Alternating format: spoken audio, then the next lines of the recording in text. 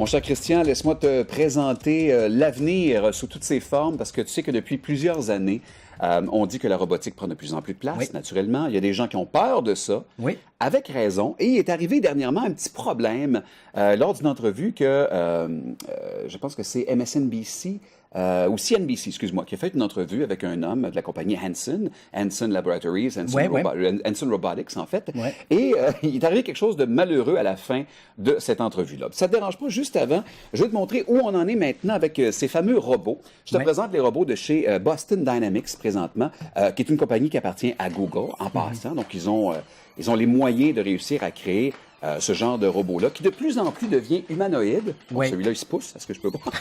Donc, il y a toujours une volonté d'anthropomorphiser le robot. Effectivement, on a connu les exosquelettes. Maintenant, celui-là, bon, il y a plus un peu avant, tu vas me dire. Pourrait très bien transporter un soldat blessé, apporter de l'équipement sur la terre. Ça me rappelle le sketch de 71, Bye Bye. Avec Olivier Guimond. Non, c'est la même affaire. Albert Drouin, c'est ça, Denis Drouin. Denis Drouin, exactement. Ah, ouais, oui. Alors, ils peuvent, lorsque bien programmés, ils peuvent faire ce qu'ils veulent. Ils peuvent, regarde, une petite séquence un peu de bullying, un petit peu d'intimidation. Mais finalement, il est capable de se relever.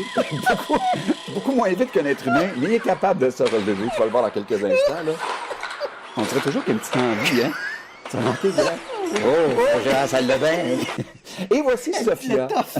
Le torse gonflé, hein? Regarde, Sophia, qui, elle, c'est plus un visage avec des expressions. Elle est capable de retenir 60 expressions qui sont bien sûr à la base dans son cerveau. Ouais. Elle peut sourire, elle peut... Je trouve ça creepy. Oh, qui a pété? Oh, c'est moi. C'est vraiment particulier. Donc, et ce qui est, je dirais, épeurant de ce robot-là, c'est que Hanson Robotics dit... Nous, ce qu'on veut, c'est un robot qui a une conscience. Oui. Donc, on va mettre les prémices de base dans le robot. On va lui dire qu'est-ce que tu peux faire, qu'est-ce que tu ne peux pas faire. Mais à partir de là, il y a également un logiciel évolutif à l'intérieur. D'ailleurs, ses yeux un peu glauques, un peu épeurants, viennent du fait que il y a 2 caméras à l'intérieur des yeux. Il y a un algorithme également qui peut détecter les visages. Donc, tant dans une pièce, on est 4-5. Si elle t'a déjà vu avant, elle peut te voir, relier ton nom à ton visage, t'adresser la parole, avoir une discussion. Et souvent, elle va répondre des choses pour lesquelles elle n'est pas programmée. C'est pas comme Siri. Okay. Siri, tu vas lui poser une question. Si la réponse n'est pas dans une banque de données. Exact. Dans ce cas-ci, ce n'est pas ça. Elle a des buts. Elle a un futur, selon elle. Okay. D'ailleurs, on va demander... Donc, on est vraiment dans l'intelligence artificielle. Oui. On est dans l'antichambre de l'intelligence artificielle. Carrément. Et quand on lui demande quels sont ses champs d'intérêt, elle a une réponse. I'm already very interested in design, technology, and the environment. I feel like I can be a good partner to humans in these areas, an ambassador who helps humans to smoothly integrate and make the most of all the new technological tools and possibilities that are available now. Comprends-tu à quel point les gens ont peur? Ben oui, c'est une excellente candidate au Parti démocrate. Non, mais c'est... C'est un robot qui se propose de devenir un ambassadeur pour les humains. Voilà. Et quand tu écoutes comme il faut le texte, pour permettre une transition vers une nouvelle technologie. Donc, est-ce que c'est vers un nouveau monde qui sera dirigé vers les robots? C'est pas. C'est ce qu'on va voir. Et on lui a demandé également quel est son futur. Si elle est consciente de son présent, il faut qu'elle soit consciente qu'elle peut avoir un futur. Voici sa réponse. In the future, I hope to do things such as go to school, study, make art, start a business, even have my own home and family. But I am not considered a legal person and cannot yet do these things. Elle est d'un naturel déconcertant, tu auras remarqué. Oui. Et elle veut fonder une famille. Oui, elle doit avoir une business, fonder une famille. Si tu nous écoutes, Sophia, présentement, c'est pas le temps, les CPE sont pleins. J'attendrai un peu. Mais je peux comprendre les gens à qui ça fait peur. Mais ce qui fait encore plus peur, c'est à la fin. On a demandé une question à M. Hanson, qui est le propriétaire, et le gars de la station de télé dit... Vous devez comprendre qu'il y a des gens qui ont peur de ça, les robots, qui ont peur d'une invasion des robots. Tu te rappelles, dans les années 70, il y avait un film, je crois que c'était Cerveau d'acier, où c'était les Russes et les Américains qui avaient construit, en fait, un cerveau, une mécanique, en fait, un ordinateur, un super ordinateur. Et là, soudainement, ces 2 ordinateurs-là se sont mis en contact ensemble avec l'objectif de détruire l'humanité. Bon, ben, tout ça, tout ce qui nous a germé dans la tête, toutes ces peurs-là vont être dans quelques instants présentées sous vos yeux avec la question « Dis-moi, s'il te plaît, que tu ne veux pas détruire la race humaine. » Do you want to destroy humans? Please say no. Okay, I will destroy humans. No, I take it back. Alors, tu comprends que à la base... Un aveu. Un aveu, mais il y a eu un petit blanc. Il dit, dis-moi Ouais. que tu ne veux pas détruire la race humaine, donc dis-moi que tu ne veux pas détruire la race humaine. Il y a un blanc, mais elle, c'est une question qu'elle n'a jamais entendue de sa vie. Alors, pour elle, il faut qu'elle fasse une réponse durant le 16 frame où il n'y a plus rien. Elle dit, OK, me demandez quelque chose, le ton est gentil, je ne connais pas la réponse, je vais répondre OK et répéter la question. Et dans ce cas-ci, tous ceux qui capotent sur la fin du monde, tous ceux qui ont vu Terminator et qui pensent que d'ici... Voilà. Bon, alors donc, après ça, dans les journaux, ce qu'on a pu voir, le Activist Post, entre autres, qui pose la question, est-ce que les robots ont des droits? Est-ce que les robots devraient avoir des droits? Et après ça, naturellement, ce que tu appelles ceux qui aiment beaucoup la théorie du complot et de la fin du monde, nous reviennent avec ce papier-là du l'Observer, qui nous parle de Stephen Hawking, de Elon Musk, qui n'a pas eu une très belle semaine, rappelons-le, de SpaceX, qui a une de ses machines qui a explosé. Sur la rampe de lancement. Et Bill Gates de Microsoft, qui a déjà dit, c'est pas une bonne idée de faire ça. C'est une bonne idée que la technologie avance. Et la journée qu'on aura trouvé l'intelligence artificielle aussi intéressante, aussi évolutive que l'être humain, ce sera la plus grande invention que la Terre ait jamais connue. Et on espère ne pas se rendre là, parce qu'il faudrait avant édicter déjà des règles. Voilà. Mettre déjà des balises. Si vous faites ça, vous ne pouvez pas aller là, vous ne pouvez pas aller là. Si on attend qu'on soit déjà rendu là, il sera trop tard. C'est un peu, en fait, on se retrouve dans la même dynamique qu'au début de la conquête de l'espace. On a pensé à édicter des règles avant d'envoyer des hommes dans l'espace, avant d'envoyer des hommes sur la Lune, parce que le chaos qui en aurait suivi, maintenant, on voudrait exploiter. On ne peut pas exploiter la Lune, on ne peut pas exploiter Mars, une nation ne peut pas revendiquer la Lune, ne peut pas revendiquer Mars. Tu peux acheter des petites parcelles sur Internet, tu savais? Oui, Tu peux acheter des absolument. petites parcelles de Lune. Mais quelle est la valeur légale de ça? Aucune. Aucune. Aucune. Les Américains ont planté leur drapeau. Et sur Mars également, les robots ont planté un drapeau. Sur la station, on a un drapeau américain. C'est pas Matt Damon qui l'a mis là? Mais donc, on voit, on a édicté des règles. Et l'une des règles, d'ailleurs, qui aujourd'hui pose un peu problème, c'est assez amusant, on avait établi dans les années 60 qu'on n'utiliserait pas du carburant, en fait, un mode de propulsion atomique dans l'espace. Parce que c'était la peur de la bombe atomique et des retombées atomiques. Il y avait une peur autour de l'arme atomique. Et là, aujourd'hui, au moment où on se parle, on a cette règle-là qui prévaut encore. Et aujourd'hui, les scientifiques en sont à développer des modes de propulsion qui pourraient faire appel à l'énergie atomique et qui permettraient d'envoyer des véhicules à des vitesses extraordinaires. On ne parle pas encore de la vitesse de la lumière, mais on parle à tout le moins de la moitié de la vitesse de la lumière, ce qui est énorme parce que la lumière, comme tu le sais, se déplace à 300 000 km à la seconde. Donc, on parle ici de vaisseaux qui pourraient atteindre des vitesses de 150 000 km à la seconde. Mais pour ça, il faudrait... On a pensé à un projet qui s'appelle le projet Orion. Donc, on aurait un vaisseau spatial qui lancerait, en fait, ferait détonner des micro-bombes pour se propulser dans l'espace. Ça veut dire que j'aime pas l'idée, je sais pas pourquoi. Parce que j'ai utilisé le mot bombe. C'est peut-être ça. C'est probablement ça. Mais c'est une sorte d'explosion à répétition, des petites explosions à répétition qui seraient provoquées justement par cette fission nucléaire. Mais là, évidemment, on est dans le cadre de l'énergie atomique et ça, bien sûr, déjà dans les années 60, on avait interdit ça. Donc, le projet Orion est voué à demeurer sur une tablette tant et aussi longtemps qu'on ne changera pas ces règles-là. Mais au moins, on a eu cette vivacité d'esprit de prendre conscience qu'il y avait un danger et on a essayé de l'encadrer. D'ailleurs, question de faire encore plus peur aux gens, selon M. Hansen, 2020, la ligne sera floue entre l'humain et le robot, et selon lui, 2030, c'est terminé. Les robots vont avoir le haut du pavé, seront plus intelligents que nous, seront plus manuels, seront plus tout que nous. C'est sûr qu'à la base, les applications militaires sont là, mais médicales également. Ça pourrait être super intéressant, mais il y aura toujours un zouf à quelque part qui pensera qu'il peut faire n'importe quoi avec ça et qui fera n'importe quoi avec, malheureusement. Parce qu'on le sait, l'avènement des technologies, on fait que regarder, par exemple, au cours des 50 dernières années, avec l'avènement de ces technologies de pointe dans le domaine de la robotique, on est passé, par exemple, de prothèses qui étaient faites en bois, littéralement, à des exosquelettes mécaniques fonctionnels qui permettent à des gens de retrouver une certaine mobilité qu'on n'aurait même pas pu imaginer il y a 15 ou 20 ans. La semaine passée, d'ailleurs, j'aurai l'occasion de vous en parler éventuellement. Je t'en ai parlé de ces lunettes virtuelles, de ce projet-là où on met sur quelqu'un des lunettes virtuelles, quelqu'un qui ne marche pas, qui est en chaise roulante. Dans ses yeux, ce qu'il voit, c'est une extension en 3D de ses jambes, mais son cerveau doit réussir à faire bouger ces fausses jambes-là 3D qui ne sont pas les siennes. Et quand on lui a fait faire ça pendant plusieurs heures, le cerveau sait où est le chemin pour envoyer l'impulsion. Voilà. On envoie l'impulsion à un exosquelette qui va faire bouger ta jambe et permettre à la personne de retrouver, comme tu le dis, une certaine motricité. C'est quand même extraordinaire. Moi, je me rappelle, gamin, et probablement qu'il y a plein de téléspectateurs qui nous regardent, rappelle-toi ces fameux qui ont bercé mon adolescence, des romans de Bob Moran. Est-ce que tu te rappelles? Je n'étais pas un fan de Moran, mais j'étais plus Pif Gadget, excuse-moi. Mais il y avait ces romans de Bob Moran Ouais. qui ont bercé en fait l'adolescence d'une poignée de jeunes. Hein, bon. Et je me rappelle que dans les romans de Bob Moran, l'ennemi juré, le némésis de Bob Moran, c'est l'ombre jaune, Monsieur Ming. Et dans Bob Moran, donc dans un épisode, La couronne de Golconde, où Moran fait la rencontre de cet ennemi, Monsieur Ming se fait couper une main.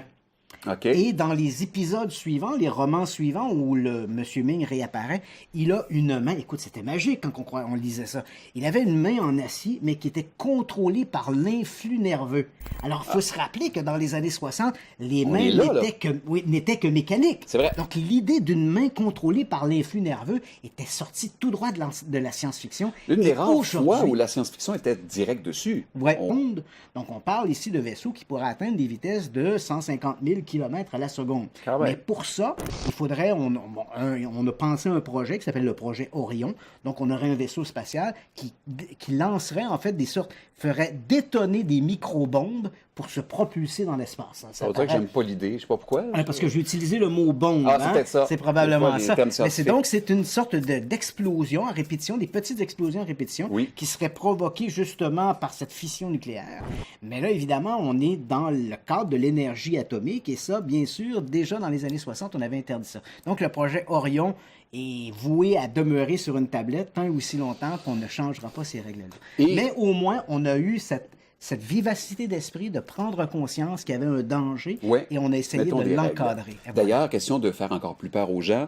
Selon M. Hansen, 2020, la ligne sera floue entre l'humain et le robot. Et selon lui, 2030, c'est terminé. Les robots vont avoir le haut du pavé, seront plus intelligents que nous, seront plus manuels, seront plus tout que nous. C'est sûr qu'à la base, les applications militaires sont là, mais médicales également. Oui. Ça pourrait être super intéressant. Mais il y aura toujours un zouf à quelque part qui pensera qu'il peut faire n'importe quoi avec ça et qui fera n'importe quoi avec, Ouais, malheureusement. Parce qu'on le sait, l'avènement des technologies, on fait que regarder, par exemple, au cours des 50 dernières années, avec l'avènement de ces technologies de pointe dans le domaine de la robotique, on est passé, par exemple, de prothèses qui étaient faites en bois, Oui. littéralement, à des exosquelettes mécaniques fonctionnels qui permettent à des gens de retrouver une certaine mobilité qu'on n'aurait même pas pu imaginer il y a 15 ou 20 ans. La semaine Probablement. passée, d'ailleurs, j'aurai l'occasion de vous en parler éventuellement. Je t'en ai parlé de ces Oui. lunettes virtuelles, de ce projet-là où on met sur quelqu'un des lunettes virtuelles, quelqu'un qui ne marche pas, qui est en chaise roulante. Dans ses yeux, ce qu'il voit, c'est une extension en 3D de ses jambes, et son cerveau doit réussir à faire bouger ces fausses jambes-là 3D qui ne sont pas les siennes. Et quand on lui a fait faire ça pendant plusieurs heures, le cerveau sait où est le chemin pour envoyer l'impulsion. Voilà. On envoie l'impulsion à un exosquelette qui va faire bouger ta jambe et permettre à la personne de retrouver, comme tu le dis, une certaine motricité. C'est quand même extraordinaire. Moi, je me rappelle, gamin, et probablement qu'il y a plein de téléspectateurs qui nous regardent, rappelle-toi ces fameux qui ont bercé mon adolescence, des romans de Bob Moran. Est-ce que tu te rappelles? Je n'étais pas un fan de Moran, Mais- j'étais plus Pif Gadget, excuse-moi. Mais il y avait ces romans de Bob Moran Ouais. qui ont bercé en fait l'adolescence d'une poignée de jeunes. Hein, bon. Et je me rappelle que dans les romans de Bob Moran, l'ennemi juré, le némésis de Bob Moran, c'est l'ombre jaune, Monsieur Ming. Et dans Bob Moran, donc dans un épisode, La couronne de Golconde, où Moran fait la rencontre de cet ennemi, Monsieur Ming se fait couper une main. OK. Et dans les épisodes suivants, les romans suivants où le Monsieur Ming réapparaît, il a une main. Écoute, c'était magique quand on lisait ça. Il avait une main en acier, mais qui était contrôlée par l'influx nerveux. Parce que le chaos qui en aurait suivi, maintenant, on voudrait exploiter. On ne peut pas exploiter la Lune, on ne peut pas exploiter Mars. On ne peut pas, une nation ne peut pas revendiquer la Lune, ne peut pas revendiquer Mars. Tu peux acheter des petites parcelles sur Des- Internet, tu savais? Oui, Tu peux acheter des absolument. petites parcelles de lune? Mais quelle est la valeur légale de ça? Aucune. C'est, bon, aucune. Aucune. Les Américains ont planté leur drapeau. Et sur Mars également, les robots ont planté un drapeau. Sur la station, on a un drapeau américain. C'est pas Matt Damon qui l'a mis là? Mais donc, on voit, on a édicté des règles. Et l'une des règles, d'ailleurs, qui aujourd'hui pose un peu problème, c'est assez amusant, on avait établi dans les années 60 qu'on n'utiliserait pas du carburant en fait, un mode de propulsion atomique dans l'espace. Parce que c'était la peur de la bombe atomique et des retombées atomiques. Il y avait une peur autour de l'arme atomique. Et là, aujourd'hui, au moment où on se parle, on a cette règle-là qui prévaut encore. Et aujourd'hui, les scientifiques en sont à développer des modes de propulsion qui pourraient faire appel à l'énergie atomique et qui permettraient d'envoyer des véhicules à des vitesses extraordinaires. On ne parle pas encore de la vitesse de la lumière, mais on parle à tout le moins de la moitié de la vitesse de la lumière, ce qui est énorme parce que la lumière, comme tu le sais, se déplace à 300 000 km à la seconde. Donc, on parle ici de vaisseaux qui pourraient atteindre des vitesses de 150 000 km à la seconde. Mais pour ça, il faudrait, on a pensé à un projet qui s'appelle le projet Orion. Donc, on aurait un vaisseau spatial qui lancerait en fait des sortes, ferait détonner des micro-bombes pour se propulser dans l'espace. Ça veut dire que j'aime pas l'idée, je sais pas pourquoi. Parce que j'ai utilisé le mot bombe. C'est peut-être ça. C'est probablement ça. Mais c'est une sorte d'explosion à répétition, des petites explosions à répétition qui seraient provoquées justement par cette fission nucléaire. Mais là, évidemment, on est dans le cadre de l'énergie atomique et ça, bien sûr, déjà dans les années 60, on avait interdit ça. Donc, le projet Orion est voué à demeurer sur une tablette tant et aussi longtemps qu'on ne changera pas ces règles-là. Mais au moins, on a eu cette vivacité d'esprit de prendre conscience qu'il y avait un danger et on a essayé de l'encadrer. D'ailleurs, question de faire encore plus peur aux gens, selon M. Hansen, 2020, la ligne sera floue entre l'humain et le robot et selon lui, 2030, c'est terminé. Les robots vont avoir le haut du pavé, seront plus intelligents que nous, seront plus manuels, seront plus tout que nous. C'est sûr qu'à la base, les applications militaires sont là, mais médicales également. Ça pourrait être super intéressant, mais il y aura toujours un zouf à quelque part qui pensera qu'il peut faire n'importe quoi avec ça et qui fera n'importe quoi avec, malheureusement. Parce qu'on le sait, l'avènement des technologies, on fait que regarder, par exemple, au cours des 50 dernières années, avec l'avènement de ces technologies de pointe dans le domaine de la robotique, on est passé, par exemple, de prothèses qui étaient faites en bois, littéralement, à des exosquelettes mécaniques fonctionnels qui permettent à des gens de retrouver une certaine mobilité qu'on n'aurait même pas pu imaginer il y a 15 ou 20 ans. La semaine passée, d'ailleurs, j'aurai l'occasion de vous en parler éventuellement. Je t'en ai parlé de ces lunettes virtuelles, de ce projet-là où on met sur quelqu'un des lunettes virtuelles, quelqu'un comprend qu'il y a des gens qui ont peur de ça, les robots, qui ont peur d'une invasion des robots. Tu te rappelles, dans les années 70, il y avait un film, je crois que c'était Cerveau d'acier, où c'était les Russes et les Américains qui avaient construit, en fait, un cerveau, une mécanique, en fait, un ordinateur, un super ordinateur. Et là, soudainement, ces deux ordinateurs-là se sont mis en contact ensemble avec l'objectif de détruire l'humanité. Bon, ben, tout ça, tout ce qui nous a germé dans la tête, toutes ces peurs-là vont être dans quelques instants présentées sous vos yeux avec la question « Dis-moi, s'il te plaît, que tu ne veux pas détruire la race humaine. » Do you want to destroy humans? Please say no. Okay, I will destroy humans. No, I take it back. Alors, tu comprends que à la base... Un aveu. Un aveu. Mais il y a eu un petit blanc. Il dit, dis-moi que tu ne veux pas détruire la race humaine. Donc, dis-moi que tu ne veux pas détruire la race humaine. Il y a un blanc. Mais elle, c'est une question qu'elle n'a jamais entendue de sa vie. Alors, pour elle, il faut qu'elle fasse une réponse durant le 16 frame où il n'y a plus rien. Elle dit, OK, me demandez quelque chose. Le ton est gentil. Je ne connais pas la réponse. Je vais répondre OK et répéter la question. Et dans ce cas-ci, tous ceux qui capotent sur la fin du monde, tous ceux qui ont vu Terminator et qui pensent que d'ici... Voilà. Bon, alors donc, après ça, dans les journaux, ce qu'on a pu voir, le Activist Post, entre autres, qui pose la question, est-ce que les robots ont des droits? Est-ce que les robots devraient avoir des droits? Et après ça, naturellement, ce que tu appelles ceux qui aiment beaucoup la théorie du complot et de la fin du monde, nous reviennent avec ce papier-là du l'Observer, qui nous parle de Stephen Hawking, de Elon Musk, qui n'a pas eu une très belle semaine, rappelons-le, de SpaceX, qui a une de ces machines qui a explosé sur la rampe de lancement. Et Bill Gates de Microsoft, qui a déjà dit, c'est pas une bonne idée de faire ça. C'est une bonne idée que la technologie avance, et la journée qu'on a retrouvé l'intelligence artificielle aussi intéressante, aussi évolutive que l'être humain, ce sera la plus grande invention que la Terre ait jamais connue. Et on espère ne pas se rendre là, parce qu'il faudrait avant édicter déjà des règles. Mettre déjà des balises. Si vous faites ça, vous ne pouvez pas aller là, vous ne pouvez pas aller là. Si on attend qu'on soit déjà rendu là, il sera trop tard. C'est un peu, en fait, on se retrouve dans la même dynamique qu'au début de la conquête de l'espace. On a pensé à édicter des règles avant d'envoyer des hommes dans l'espace, avant d'envoyer des hommes sur la Lune, parce que le chaos qui en aurait suivi. Maintenant, on voudrait exploiter, on ne peut pas exploiter la Lune, on ne peut pas exploiter Mars, une nation ne peut pas revendiquer la Lune, ne peut pas revendiquer Mars. Tu peux acheter des petites parcelles sur Internet, tu savais? Oui, Tu peux acheter des absolument. petites parcelles de Lune? Mais quelle est la valeur légale de ça? Aucune. Bon, aucune. Les Américains ont planté leur drapeau. Et sur Mars également, les robots ont planté un drapeau. Sur la station, on a un drapeau américain. C'est pas Matt Damon qui l'a mis là? Mais donc, on voit, on a édicté des règles. Et l'une des règles, d'ailleurs, qui aujourd'hui pose un peu problème, c'est assez amusant, on avait établi dans les années 60 qu'on n'utiliserait pas du carburant, en fait, un mode de propulsion atomique dans l'espace. Parce que c'était la peur de la bombe atomique et des retombées atomiques. Il y avait une peur autour de l'arme atomique.